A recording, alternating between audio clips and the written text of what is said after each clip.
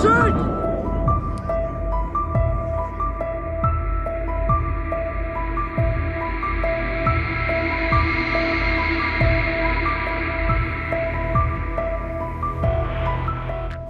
कुछ खामोश है, हवा में एक भारीपन है, क्योंकि भारत ने अपना एक और आसमान का रखवाला खो दिया है। दुबई एयर शो में तेजस विमान की दुर्घटना और उसी के साथ देश ने खो दिया विंग कमांडर नमन सियाल।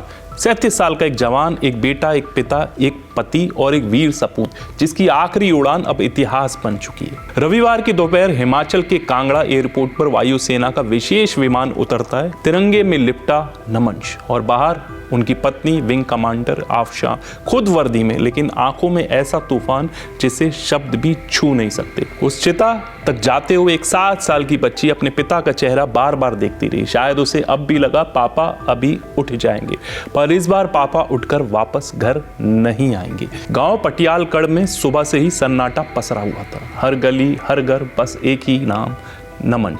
लोगों की आंखों में गर्व भी है और गम भी। परिवार का एकमात्र बेटा, जिसकी चिता को मुखाग्नि चचेरे भाई ने दी, क्योंकि परिवार में कोई सगा भाई नहीं।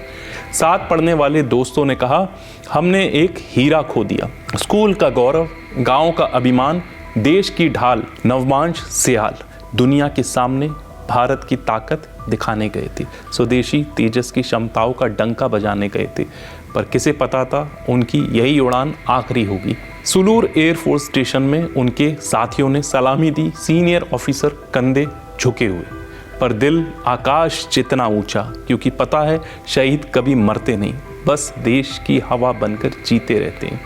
उनकी पत्नी खुद एक वायुसेना अधिकारी, लेकिन अंतिम संस्कार के वक्त सिर्फ एक पत्नी, जो अपने जीवन साथी की तस्वीर को सीने से भींचकर ठीक से रो भी नहीं पा रही थी, क्योंकि वर्दी में आंसू दिखाने की शायद इजाजत नहीं होती होगी। देश नम आंखों से पूछ रहा है, कितने सपने टूटे होंगे इस एक तिरंगे के साथ, लेकिन याद रहेगा नमन सियाल ने गिरते हुए भी भारत को ऊंचा रखा।